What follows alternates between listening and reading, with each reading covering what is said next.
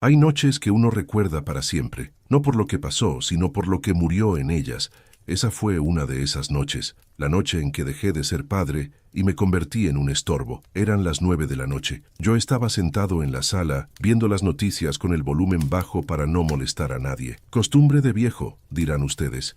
Costumbre de quien ha aprendido a ocupar el menor espacio posible. Mi hija Rosa entró a la sala. Venía del pasillo caminando despacio, como quien va a decir algo que ya tiene ensayado. Detrás de ella venía Alejandro, su prometido, con las manos en los bolsillos, y esa mirada suya que nunca me gustó, una mirada de dueño, de quien ya midió todo y decidió que le pertenece. Rosa se detuvo frente a mí, no se sentó, no me tomó la mano, solo se quedó ahí, de pie, mirándome desde arriba. Papá, necesitamos hablar. Esas palabras, necesitamos hablar. ¿Cuántas veces las había escuchado a lo largo de mi vida?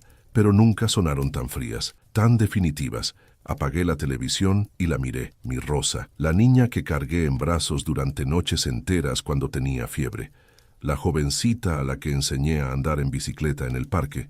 La mujer en la que se había convertido y que ahora me miraba como si yo fuera un problema que resolver. Dime, mija, ¿qué pasa? Rosa suspiró. Un suspiro largo, cansado, como si lo que iba a decir le costara un esfuerzo enorme. Pero no era esfuerzo de dolor, era esfuerzo de incomodidad, como cuando uno tiene que explicar algo obvio a alguien que no entiende. Alejandro y yo hemos estado hablando.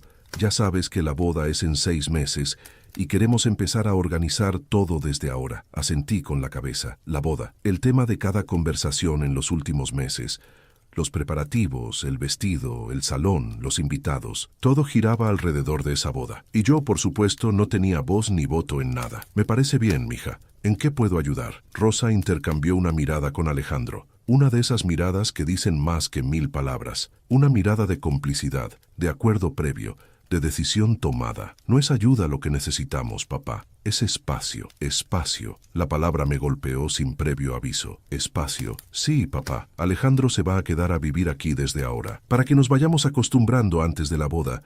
Y bueno, tu recámara es la más grande, la más cómoda. Pensamos que tú podrías dormir en el sofá, al menos por ahora. Lo dijo así, sin pausas dramáticas, sin bajar la voz, como quien comenta el clima o pide que le pasen la sal, con una naturalidad que me heló la sangre. Me quedé callado, no porque no tuviera nada que decir, sino porque las palabras se me atoraron en la garganta. Sentí que el piso se movía bajo mis pies, que las paredes se cerraban, que el aire de pronto era difícil de respirar. ¿El sofá? ¿Mi hija me estaba pidiendo que durmiera en el sofá? Miré a Alejandro. Él me sostuvo la mirada sin parpadear. No había crueldad en sus ojos, tampoco había compasión, solo había certeza. La certeza de quien sabe que ya ganó. Es temporal, don Manuel, dijo él, hablando por primera vez. Solo mientras nos acomodamos. Después veremos, después veremos. Otra frase que había aprendido a temer. Porque en boca de los jóvenes, después veremos significa nunca. Rosa seguía de pie esperando mi respuesta. En sus ojos no había súplica, no había duda. Había impaciencia. Como si yo estuviera tardando demasiado en aceptar algo que debería ser obvio. ¿Qué hace un hombre en ese momento?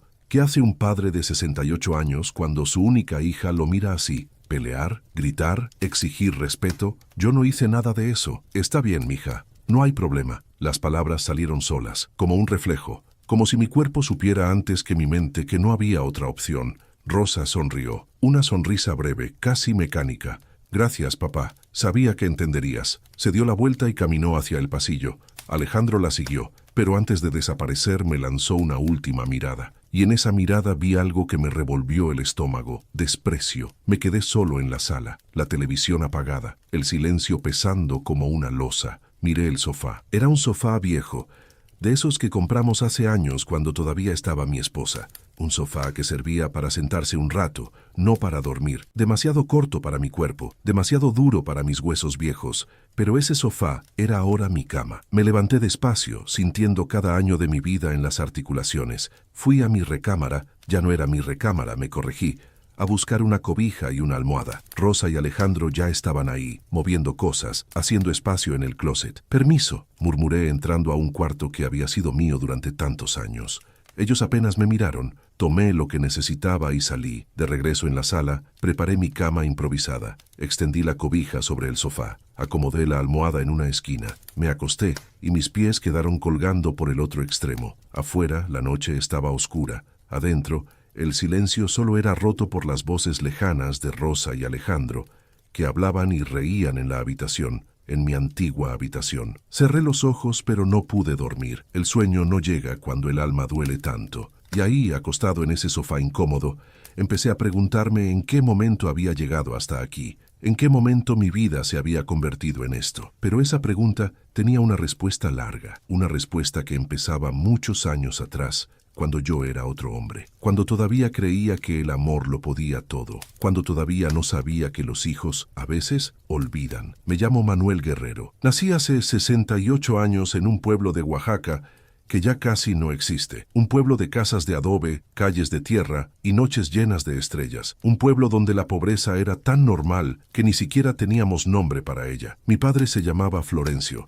Era un hombre de pocas palabras y muchas cicatrices. Trabajaba la tierra con las manos desnudas, de sol a sol, sin quejarse nunca. Mi madre, Esperanza, lavaba ropa ajena en el río. Recuerdo sus manos siempre rojas, siempre agrietadas, siempre ocupadas.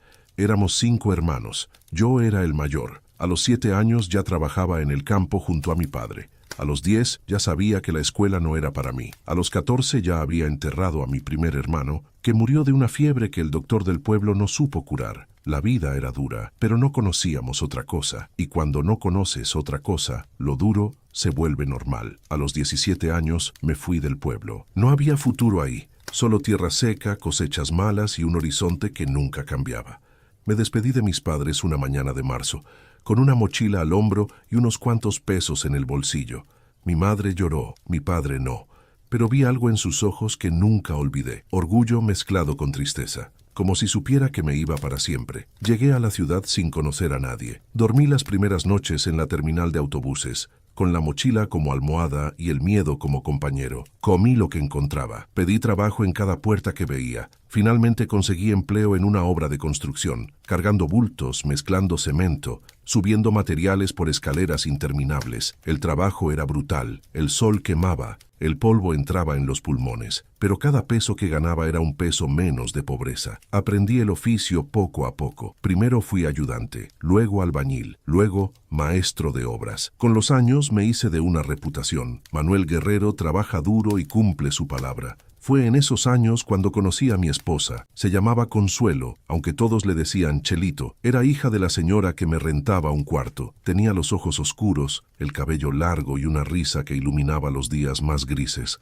Me enamoré de ella sin darme cuenta. O tal vez sí me di cuenta, pero tardé meses en atreverme a hablarle. Yo era un albañil sin dinero ni futuro. Ella era una muchacha decente, de familia humilde pero honrada. ¿Qué podía ofrecerle? Pero el amor es terco. Y Chelito, para mi sorpresa, también se fijó en mí. Nos casamos un año después, en una iglesia pequeña del barrio. Ella usó el vestido de su madre. Yo usé un traje prestado. No teníamos nada, pero teníamos algo que vale más que todo. Nos teníamos el uno al otro. Los primeros años fueron difíciles. Vivíamos en un cuarto diminuto, con goteras en el techo y ratones en las esquinas. Chelito trabajaba cosiendo ropa ajena. Yo trabajaba doble turno en la construcción. Dormíamos poco, comíamos menos, pero éramos felices. Con el tiempo, las cosas mejoraron. Ahorré peso por peso, centavo por centavo, hasta que pude comprar un terreno pequeño en las orillas de la ciudad, donde nadie quería vivir, pero era mío. Y sobre ese terreno, con mis propias manos, construí nuestra casa, ladrillo por ladrillo, viga por viga. Cada pared de esa casa tiene mis huellas. Cada rincón conoce mi sudor. Tardé 3 años en terminarla, trabajando los domingos, las noches, cada momento libre que tenía. Cuando finalmente estuvo lista, Chelito y yo entramos tomados de la mano. Ella lloró de alegría. Yo también, aunque no lo admití. Es nuestra, Manuel, dijo ella, mirando las paredes todavía vacías. Es nuestra casa, y así fue, nuestra casa, nuestro refugio, el lugar donde pasaríamos los mejores años de nuestra vida, el lugar donde eventualmente criaríamos a nuestra hija, Rosa. Rosa llegó a nuestras vidas cuando Chelito y yo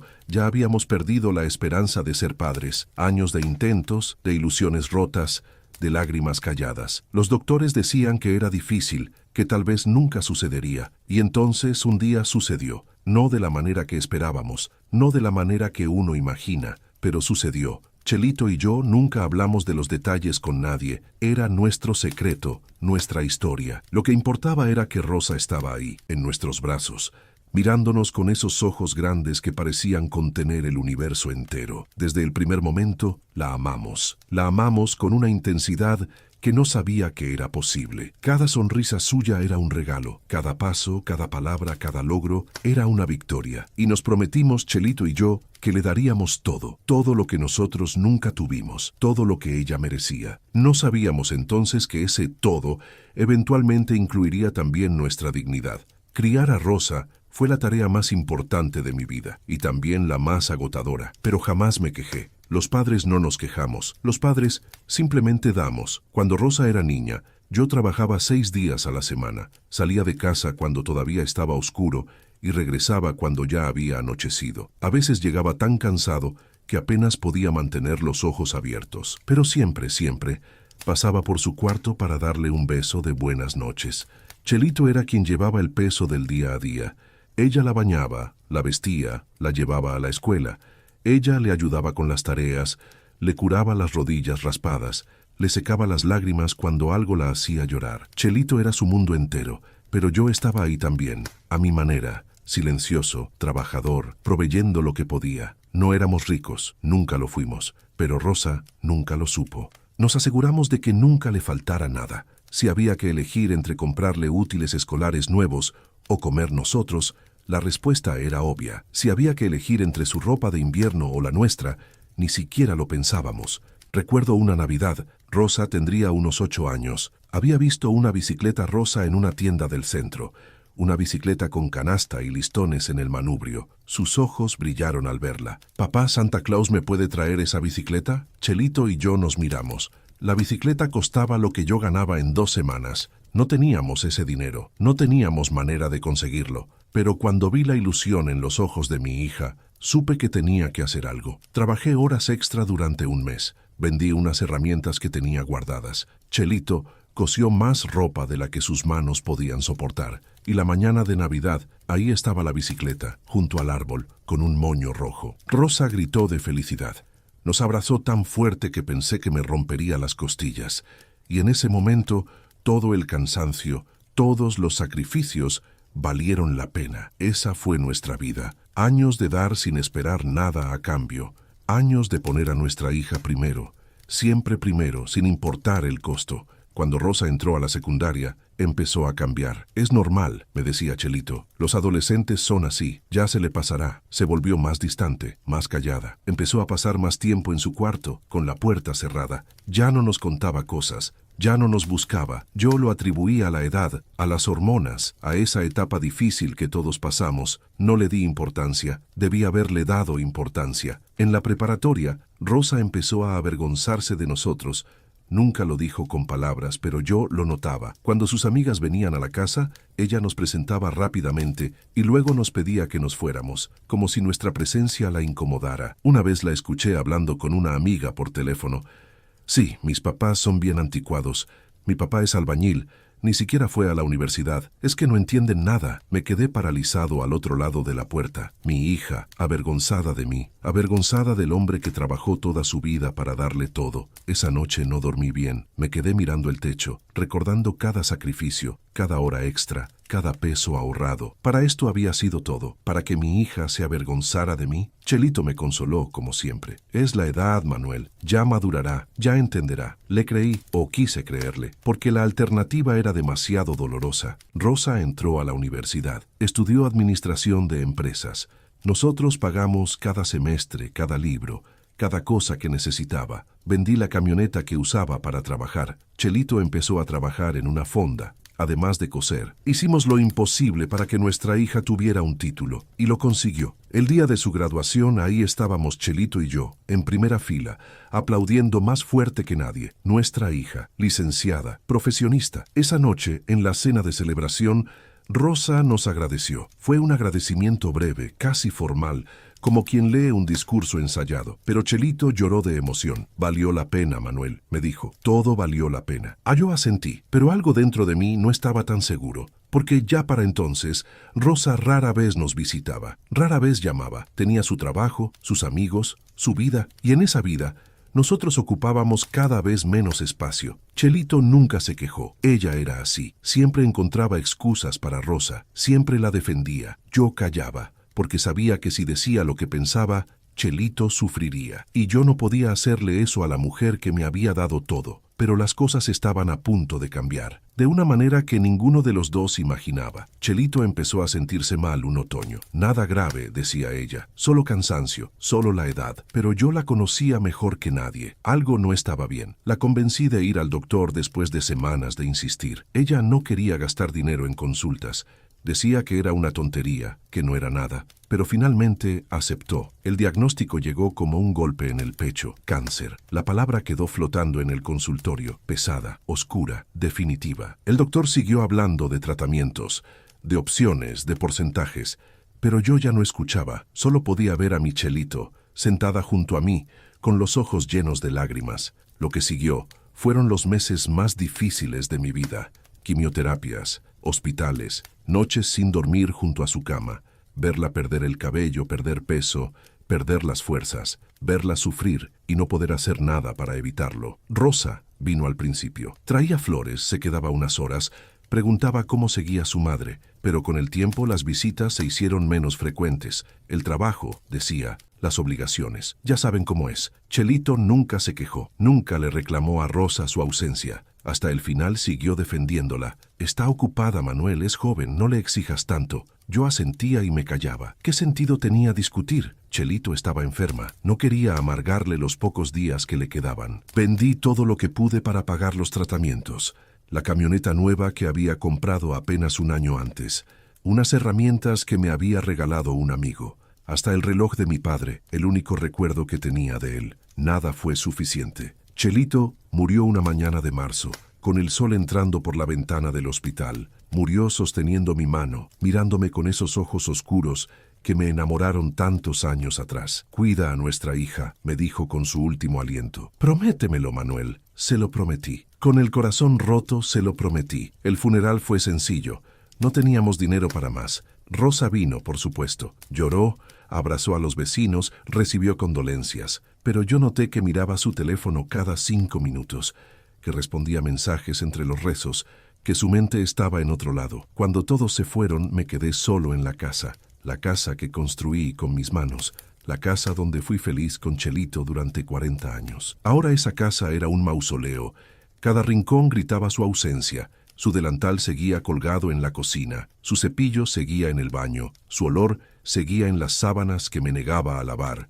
Los días se volvieron eternos, las noches peores. No sabía qué hacer conmigo mismo. Después de toda una vida trabajando, cuidando, proveyendo, de pronto no tenía propósito. Era como un reloj al que le quitaron las pilas. Rosa llamaba de vez en cuando, conversaciones cortas, superficiales. ¿Cómo estás, papá? Bien, mija. ¿Necesitas algo? No, gracias. Bueno, luego te llamo. Y colgaba. Y yo me quedaba con el teléfono en la mano, esperando algo que nunca llegaba. Un día, Rosa vino a visitarme. Traía a un hombre que yo no conocía. Alto, bien vestido, con sonrisa de vendedor. Papá, te presento a Alejandro, mi novio. Era la primera vez que escuchaba ese nombre. La primera vez que sabía que mi hija tenía una relación seria. Alejandro me dio la mano con fuerza. Demasiada fuerza. Mucho gusto, don Manuel. Rosa me ha platicado mucho de usted. Mentira. Yo lo supe de inmediato. Había algo en sus ojos que no me gustaba. Una frialdad calculadora. Una ambición mal disimulada. Pero no dije nada. Rosa lo miraba con adoración. ¿Quién era yo para interponerme? Se quedaron a comer. Alejandro dominó la conversación. Hablaba de negocios, de inversiones, de un futuro brillante. Usaba palabras que yo no entendía. Rosa lo escuchaba fascinada, como si cada palabra fuera una joya. Cuando se fueron me quedé con un mal sabor de boca. Algo no estaba bien con ese hombre. Lo sentía en los huesos. Pero Rosa era adulta, tomaba sus propias decisiones, y yo, después de todo, era solo su padre. 3 meses después, Rosa me llamó con una noticia. Papá, Alejandro me pidió que me casara con él, y le dije que sí. Debí haberme alegrado, debí haber celebrado, pero lo único que sentí fue un vacío en el estómago. Felicidades, mija, dije tratando de sonar contento. Hay algo más, papá. Alejandro y yo estuvimos hablando. Esa casa es muy grande para ti solo. ¿Por qué no la vendes y te vienes a vivir con nosotros? Vender mi casa. la casa que construí con mis manos, la casa donde Chelito y yo fuimos felices. No sé, mija, déjame pensarlo. Piénsalo bien, papá. Sería lo mejor para todos, lo mejor para todos. Esa frase me persiguió durante semanas. Al final, cedí, vendí la casa. Le di el dinero a Rosa para que invirtieran en algo mejor. Me mudé con ellos, llevando solo una maleta y una caja de recuerdos. En esa caja había fotos de Chelito, cartas viejas, recuerdos de toda una vida. Y también había algo más, unos documentos que guardaba desde hacía muchos años. Documentos que nadie sabía que existían. Documentos que contenían una verdad que podía cambiarlo todo, pero eso lo guardaría para después. Por ahora, solo quería creer que todo saldría bien. Los primeros días en casa de Rosa fueron extraños, no malos todavía, solo extraños. Tenía mi propia recámara, pequeña pero suficiente, un baño que compartía con ellos, un lugar en la mesa para comer. En teoría, era parte de la familia. En la práctica, era un invitado incómodo. Alejandro estaba siempre ahí. Se había mudado con Rosa poco después de que yo llegara. Nadie me preguntó si estaba de acuerdo. Nadie me consultó. Simplemente un día apareció con sus maletas y se instaló. Es temporal, papá, dijo Rosa, hasta que nos casemos. Temporal, otra palabra que aprendí a desconfiar. Alejandro trabajaba desde casa, en algo relacionado con computadoras que nunca entendí. Pasaba horas encerrado en el cuarto que usaba como oficina, hablando por teléfono, tecleando furiosamente. Cuando salía, era para comer o para quejarse de algo, y siempre, siempre, encontraba la manera de hacerme sentir que estorbaba. Don Manuel, ¿puede bajar el volumen de la televisión? Estoy en una llamada importante. Don Manuel, ¿puede no usar el baño a esta hora? Necesito bañarme para mi reunión. Don Manuel, ¿puede comer más temprano? Rosa y yo queremos cenar solos. Cada petición era un pequeño corte. Cada comentario, una humillación disfrazada de cortesía. Yo obedecía, bajaba el volumen, cambiaba mis horarios, me adaptaba, porque no quería causar problemas, porque no quería que Rosa tuviera que elegir entre su prometido y su padre. Aunque en el fondo sabía que ya había elegido. Rosa trabajaba todo el día, salía temprano y regresaba tarde. Los fines de semana los pasaba con Alejandro, haciendo planes para la boda, visitando salones, probando menús. Yo me quedaba solo en la casa, viendo televisión con el volumen bajo, tratando de no estorbar. A veces, cuando coincidíamos, intentaba conversar con ella. ¿Cómo te fue en el trabajo, mija? Bien, papá, cansada. ¿Quieres que te prepare algo de comer? No, gracias. Alejandro y yo vamos a pedir comida. Y eso era todo. Conversaciones de 10 segundos. Intercambios vacíos que no significaban nada. Extrañaba a mi hija. Extrañaba a la niña que se sentaba en mis rodillas y me pedía que le contara cuentos. Extrañaba a la jovencita que me abrazaba cuando llegaba del trabajo. Extrañaba a la mujer que alguna vez me había mirado con amor. Esa mujer ya no existía. En su lugar había una extraña que llevaba su cara pero no su corazón. Una noche, escuché a Rosa y Alejandro hablando en su cuarto. La puerta estaba entreabierta y sus voces llegaban hasta el pasillo donde yo pasaba. Tu papá me pone nervioso, decía Alejandro. Siempre está ahí mirándonos. Es incómodo. Ya sé, respondió Rosa. Pero, ¿qué quieres que haga? Es mi padre. Podría irse a un asilo o a una casa de retiro. Hay lugares muy buenos donde estaría bien cuidado. Mi corazón se detuvo. No sé, Alejandro. No creo que él quiera. No es lo que él quiera, Rosa. Es lo que sea mejor para todos. Necesitamos nuestro espacio, y él ya está viejo. Ya no puede vivir solo, pero tampoco puede seguir aquí para siempre. Esperé la respuesta de mi hija. Esperé que lo defendiera, que dijera que su padre nunca iría a un asilo, que este era su hogar tanto como de ellos. Pero Rosa se quedó callada un momento que duró una eternidad. Tal vez tengas razón, dijo finalmente. Déjame pensarlo. Me alejé del pasillo sin hacer ruido. Llegué a mi recámara con las piernas temblando. Me senté en la cama y traté de respirar. Un asilo.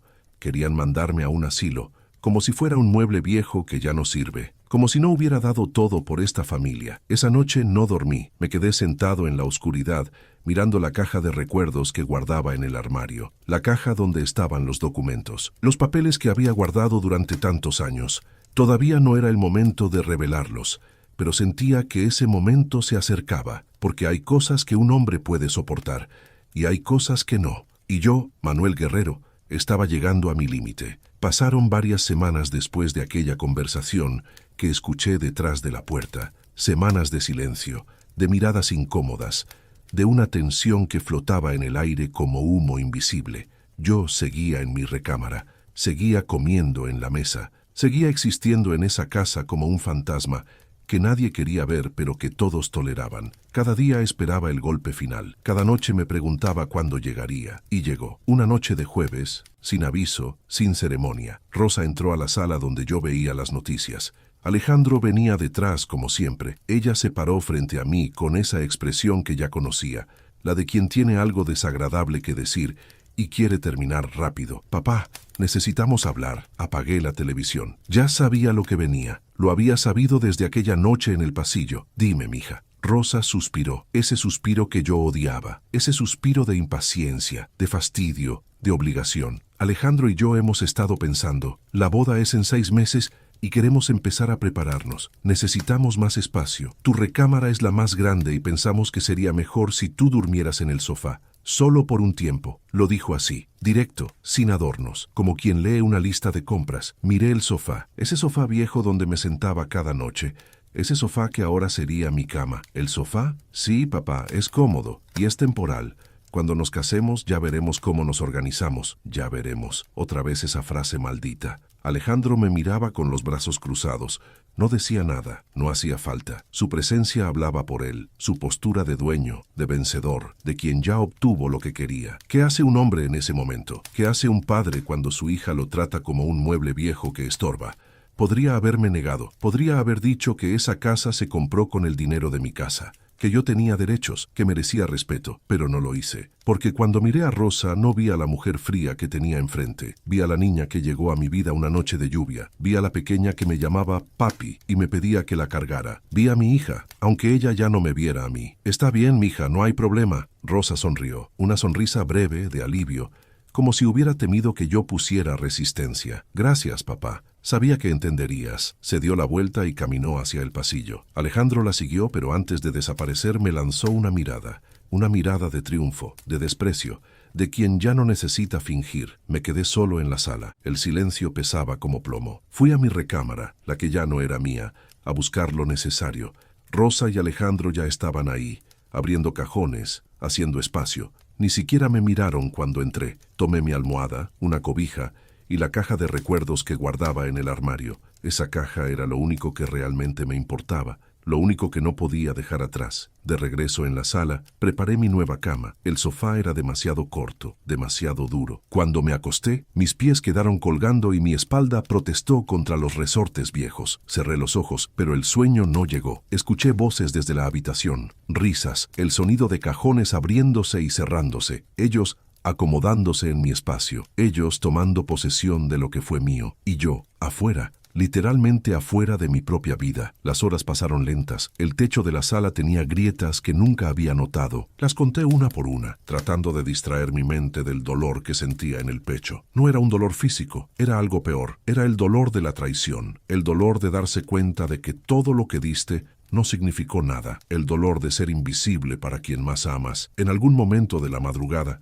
cuando la casa estaba en silencio absoluto, me levanté y fui por mi caja de recuerdos. La abrí despacio, con cuidado. Ahí estaban las fotos de Chelito, nuestra boda, los primeros años, Rosa de bebé, Rosa de niña, Rosa graduándose, y al fondo, dentro de un sobre amarillento, estaban los documentos, los papeles que guardaba desde hacía casi 40 años, papeles que contenían una verdad que Rosa no conocía, una verdad que podía destruir todo lo que ella creía saber. Pero todavía no era el momento. Guardé la caja y volví al sofá. Afuera, el cielo empezaba a clarear. Otro día comenzaba, otro día de ser un extraño en mi propia casa. El tiempo pasa distinto cuando uno es invisible. Los días se alargan, las noches pesan, y cada hora se arrastra como si llevara piedras atadas. Llevaba ya 3 semanas durmiendo en el sofá, 3 semanas de despertar con dolor de espalda, 3 semanas de guardar mi cobija en el armario cada mañana, como si mi presencia en la sala fuera algo vergonzoso que había que esconder. Me había convertido en un experto en pasar desapercibido. Despertaba antes que ellos para no estorbar en el baño. Preparaba mi café y me sentaba en un rincón de la cocina, en silencio. Cuando Rosa y Alejandro se levantaban, yo ya era parte del paisaje, un mueble más, un adorno viejo que nadie nota. Alejandro me ignoraba completamente. Ya ni siquiera fingía cortesía. Pasaba a mi lado sin saludar, tomaba su desayuno, hablaba con Rosa de sus planes. Yo escuchaba fragmentos de conversaciones que me excluían. El salón ya está apartado, solo falta confirmar el menú. Mi mamá quiere que usemos las flores que ella eligió. ¿Ya decidiste quién va a entregarte en el altar? Esa última pregunta me hizo levantar la mirada. ¿Quién iba a entregarla? Yo era su padre, yo debería entregarla. Pero Rosa no me miró, no me consultó. Simplemente respondió, todavía no sé, tal vez el tío Ramón.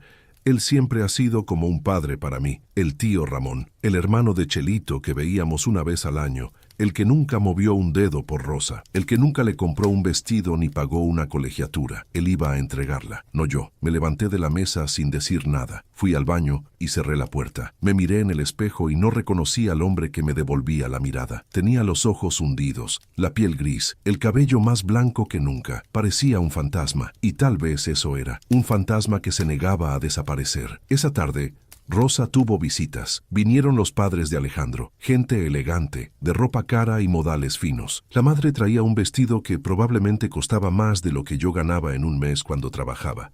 ¿Y este señor quién es?, preguntó ella cuando me vio en la sala. Es mi papá, dijo Rosa casi disculpándose. Vive con nosotros. Ah, dijo la señora. Solo eso. Una sílaba cargada de desprecio. Durante la cena hablaron de viajes, de inversiones, de un crucero que pensaban tomar después de la boda. Nadie me preguntó nada, nadie me incluyó en la conversación. Cuando terminaron me levanté a recoger los platos. Era lo único que podía hacer, sentirme útil aunque fuera por un momento. Deja eso, papá, dijo Rosa. Mañana viene la señora a limpiar. Pero yo seguí. Necesitaba ocupar mis manos. Necesitaba hacer algo que me recordara que todavía existía. En la cocina, mientras lavaba los trastes, escuché a la madre de Alejandro hablando con Rosa en la sala. Querida, ¿no has pensado en un asilo para tu padre? Hay lugares muy buenos. Estaría mejor atendido que aquí. Contuve la respiración, esperando la respuesta. Alejandro y yo lo hemos hablado, dijo Rosa. Es una opción que estamos considerando. Las manos me temblaron. El plato que sostenía se me resbaló y cayó al piso, rompiéndose en pedazos. Rosa vino a la cocina.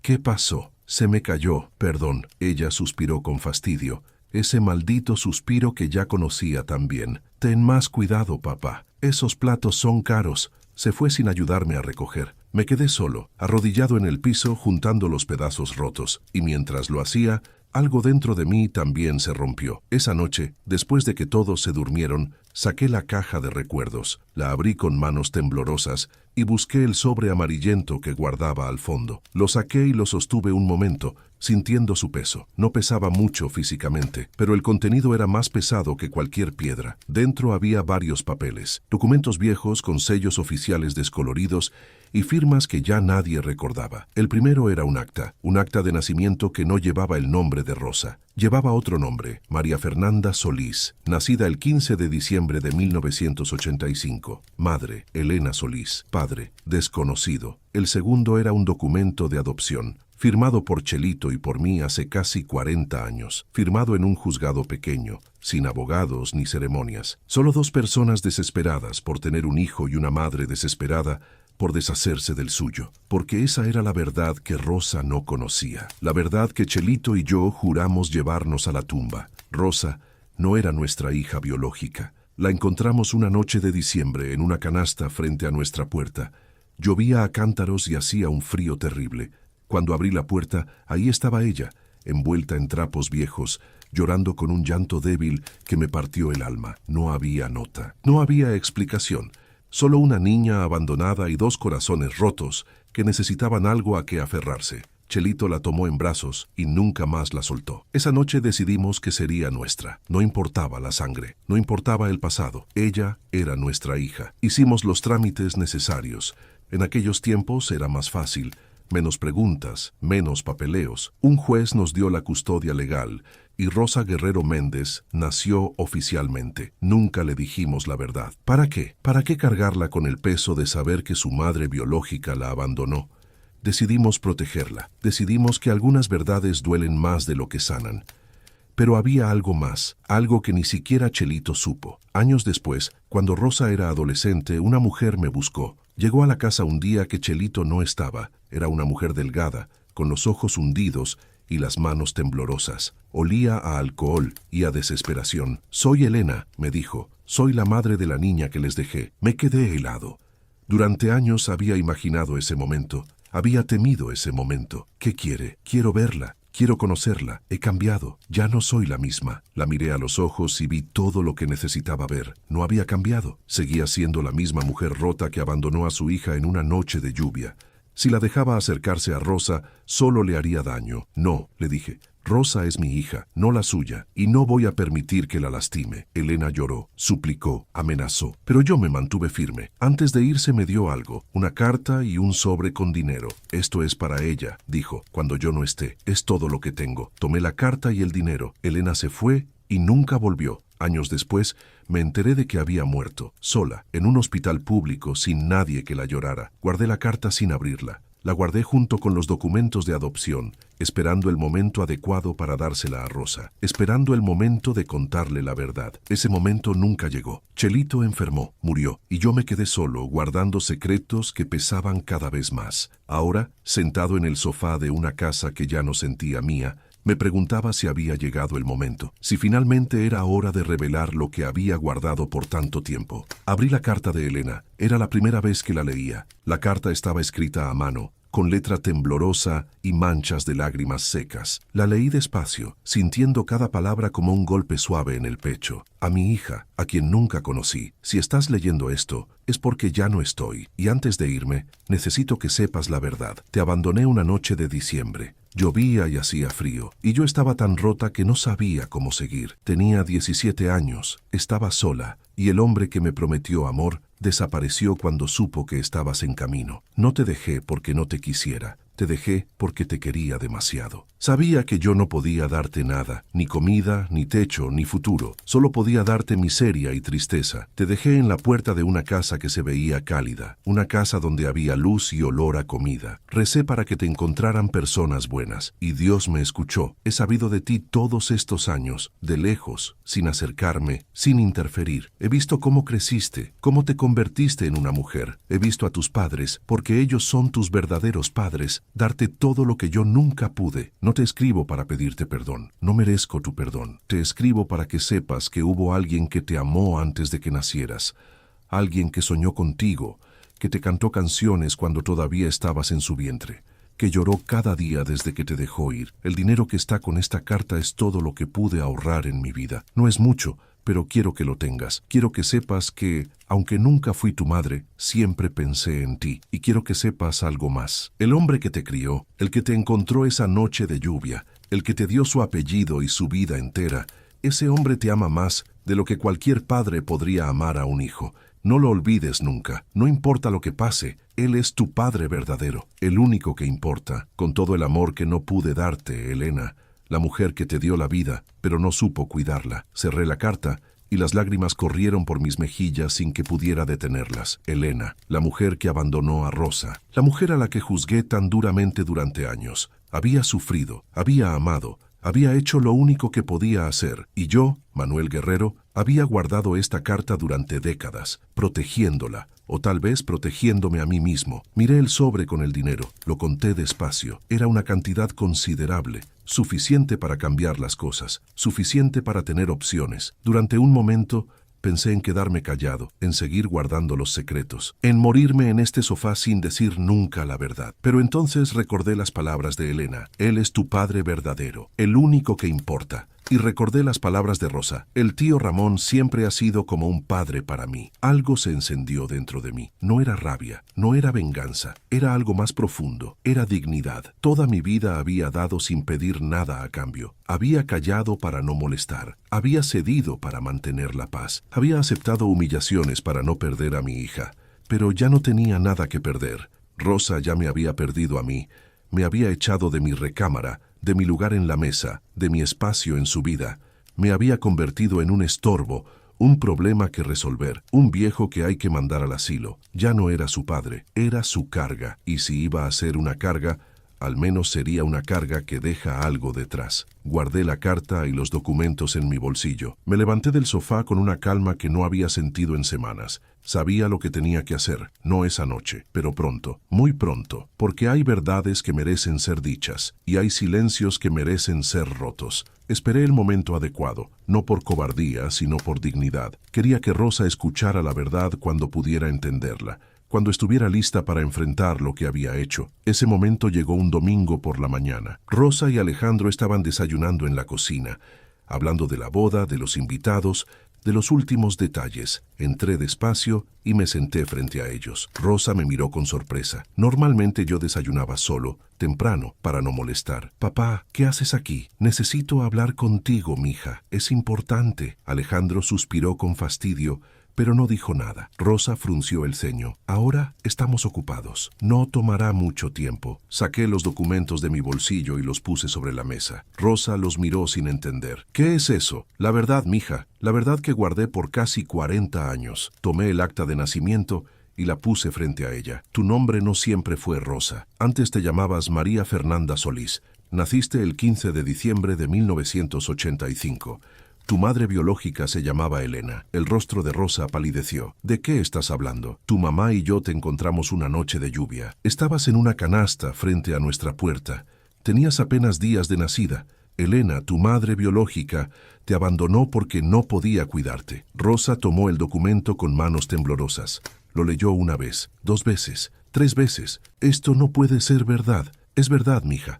Chelito y yo te adoptamos legalmente. Te dimos nuestro apellido. Te dimos nuestra vida». Las lágrimas empezaron a correr por las mejillas de Rosa. Alejandro la tomó del brazo, pero ella se soltó. «¿Por qué nunca me dijeron?» «Porque queríamos protegerte, porque no queríamos que cargaras con el dolor de saber que te abandonaron, porque te amábamos demasiado». Saqué la carta de Elena y la puse sobre la mesa. «Elena vino a buscarme hace años. Quería verte. Le dije que no. Tenía miedo de que te hiciera daño. Antes de morir, dejó esta carta para ti. Nunca la abrí hasta anoche». Rosa tomó la carta, la leyó en silencio, mientras las lágrimas seguían cayendo. Cuando terminó, se quedó inmóvil un largo momento. Alejandro intentó hablar, pero ella lo calló con un gesto. «Hay algo más», dije. «Elena dejó dinero para ti, una herencia. No es una fortuna, pero es suficiente». Puse el sobre con el dinero sobre la mesa. «Ese dinero es tuyo. Siempre fue tuyo. Lo guardé esperando el momento de dártelo. Creo que ese momento es ahora». Me levanté de la silla despacio. «No te cuento esto por venganza, mija.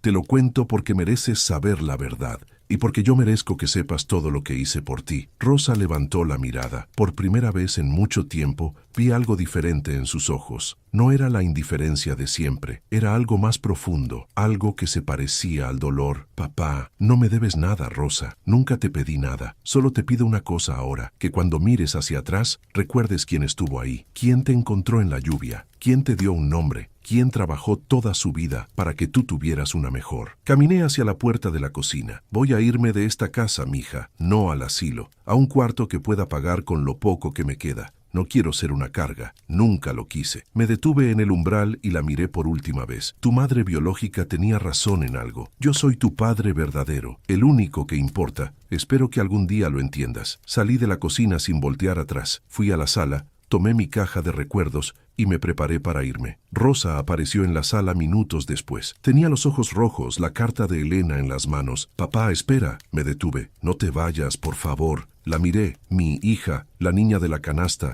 la mujer que me había olvidado. «Ya no tengo lugar aquí, mija». «Sí, lo tienes. Siempre lo tuviste. Yo fui una tonta, una ingrata. Perdóname». Se acercó a mí despacio, como quien se acerca a algo frágil que teme romper. «Todo este tiempo, todo lo que hiciste, y yo». No pudo terminar. Se echó a llorar y me abrazó como no me abrazaba desde que era niña. Y yo, Manuel Guerrero, el viejo del sofá, el fantasma de la casa, el padre olvidado, finalmente fui visto. No sé qué pasará mañana. No sé si las cosas cambiarán de verdad. Pero en ese momento, con mi hija llorando en mis brazos, supe que había hecho lo correcto. Porque la verdad, aunque duele, libera. Y el silencio, aunque protege, también mata. Chelito tenía razón. Todo valió la pena. Mi hija, volvió a casa. Y yo finalmente dejé de ser invisible. No me dolió que me sacaran de mi recámara, me dolió que olvidaran quién la construyó, pero el amor de un padre no tiene memoria para el rencor, solo sabe esperar, y al final siempre encuentra el camino de vuelta.